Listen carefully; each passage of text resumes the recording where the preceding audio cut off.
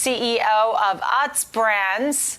Ticker symbol is UTZ. UTZ debuted today, New York Stock Exchange. So tell me, so far so good. How did you get to this point? I know it was a SPAC way that you did this. There you are sitting on the balcony at the New York Stock Exchange. It's a pleasure to have you on, sir. How's it going so far? So far, it's going great. Yeah, I'm right here on the at the gallery at the New York Stock Exchange, and today was our first day of trading. We were, with Collier Creek coming public through a SPAC. And so prior to this, we were trading under CCH, and then today we are now trading under UTZ symbol on the New York Stock Exchange. Okay, I love your cheese balls. I love those UTZ chips there. And so your onion dip, there's usually at least 5 of them in our home at any given time. So you make some great products. Now what? Right. You chose to go public during a pandemic.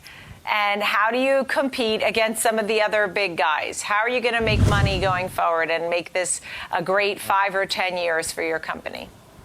Yeah, well, I mean, we want to look for a little bit longer than 5 or 10 years. We really want to look at the next 100 years of growth. I've been with it since 1995, 24 and a half years.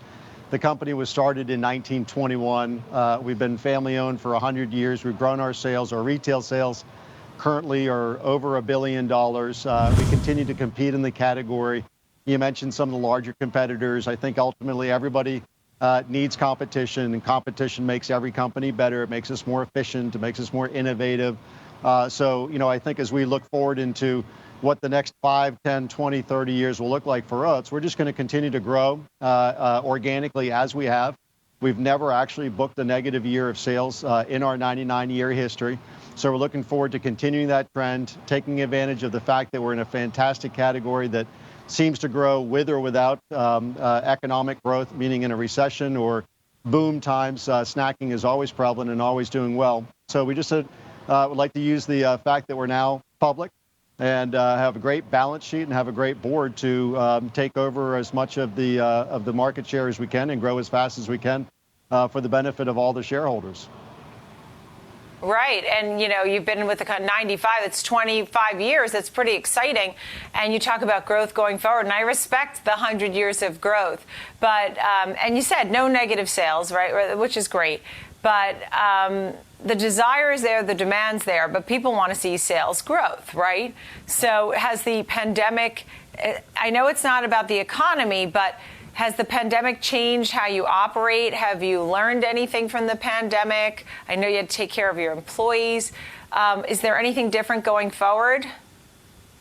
Yeah, I mean, obviously, one thing for sure that we had is the work at home environment, the eat at home, the schooling at home environment has really just forced more and more people to, traditional grocery stores, into the mass merchants, into the club stores, to buy more food, and ultimately they're buying more snacks. So as we sort of, take a look at who our consumer is, we picked up tons of new consumers and new households through the pandemic just because we had sort of double-digit increases in sales. We're producing more than ever throughout our plants. As you mentioned, with our associates, we're always trying to be as safe as humanly possible. We have 14 plants. We have task force and wellness task force that are just analyzing our everyday activities in these plants to make sure that everybody is socially distanced, that they're safe, that we have the PPE. And really did a great job through all of this. So just as we continue to go forward, it's really trying to make sure that we don't slow down on the efforts that we put into,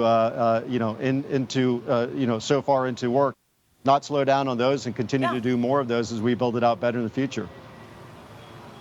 And let me ask you this. I know you bought Snyder, the pretzel name from Conagra.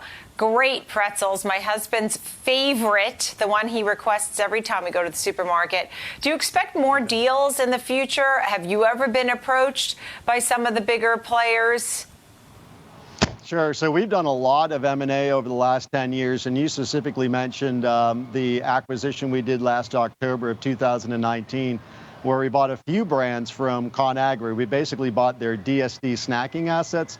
It included brands in the Pac Northwest and the upper Pac Northwest like Tim's Cascade and the Hawaiian brand of snacks, as well as you mentioned the Snyder Berlin brand in the Ohio Valley and Pittsburgh and Pennsylvania area. So we've been doing a lot of M&A. I think our team has gotten really good at it, and we've utilized it as a platform to really grow our overall sales and to become a much more national company. So I think for sure we're going to see more and more M&A in the future, just because our platform right now is ripe to continue to consolidate some of these brands so that we can grow geographically.